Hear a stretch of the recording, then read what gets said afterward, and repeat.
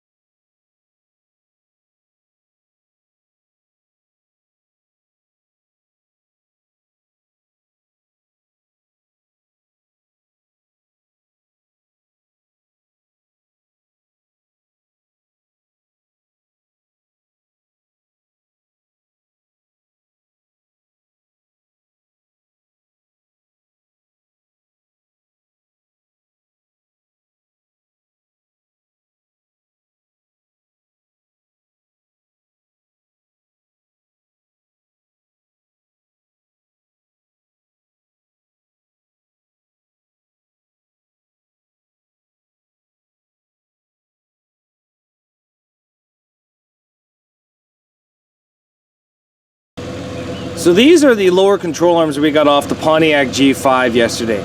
Now these are a direct swap onto our HHR. Now the reason why I took these is because the ones on the HR are actually aluminum. Maybe it's just to save weight because the vehicle is a lot heavier and the motor is a smaller motor. But so these ones here I saved because they are steel. Now these ones right here are actually off of a Toyota Camry 4-cylinder. Sorry, this is off a Solaire 6-cylinder, but it's the same. So this is a second-gen Toyota Camry arm. Now these are much thicker stamped steel. The ball joint's a little different. You see how it's a thread-in ball joint? These ones right here are more of a clamp style. See the clamp? But what I find very interesting is we just line this puppy directly up. These two holes, just like that. Those two are almost on the money to be lined up. And then out here, the ball joints are almost in the exact same spot. The Toyota Camry one is a little bit shorter, but who knows, maybe that might put a little bit more pressure on the axles. Now, when it comes down right to it, I bet you both of these will bolt right into the HHR, but I'm gonna put my money on the Toyota Camry one being stronger, just for the fact of how it is shaped and formed with all the extra bends. I've never really seen too many Toyota Camry lower arms get bent. But this one here just seems like a cheaper, thinner, lower control arm. When it comes time, I'll try probably putting the Toyota Camry one in first, and if I'm having problems, then I'll put in this Cobalt one into the HHR. But it just goes to show you that a lot of parts are interchangeable, and they're all able to work. It's all about what time you want to invest into these. Both these arms were basically free for me because that one's off a scrap car and that one was off a scrap car. But we're starting to stockpile parts for that HHR, and I'm happy that we're starting to get these parts. I'm going to throw these inside of it, and then that way they're out of the rain, they're out of the weather, and they don't get any more rusty. And we'll see if it all goes together pretty smoothly.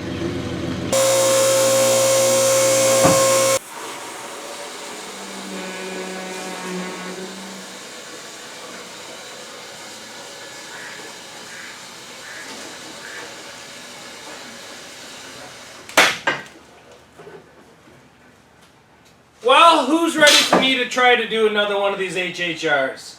This one's a 5-speed, this one's rotted, but this one runs.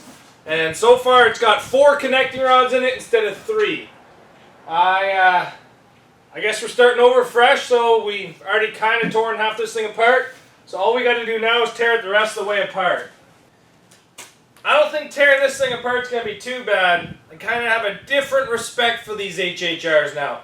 I think if you treat them rough, they're going to do good for you. So let's get started.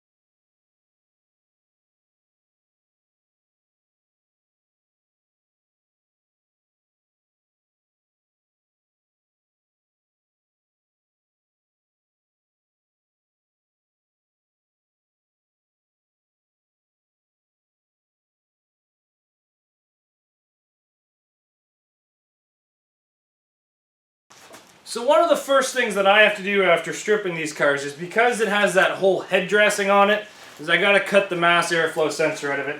So I basically just remove it, as you guys seen, out of the whole top dressing. Just slides back into the intake. I'm gonna tighten the screw later, and then you just plug in the sensor. So basically, I've just stripped this car. I haven't moved any wiring yet. I want to make sure it still runs before I start doing anything else. And then as soon as we do that, we're going to move all the electrical from the back. So let's see if this thing runs.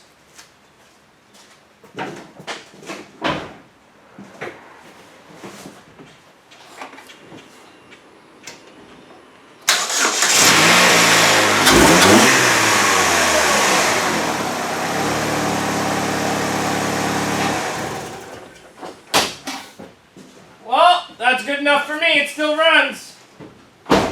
With it still running, now we can start moving some of the electrical on this thing. Let me show you guys what I'm going to do.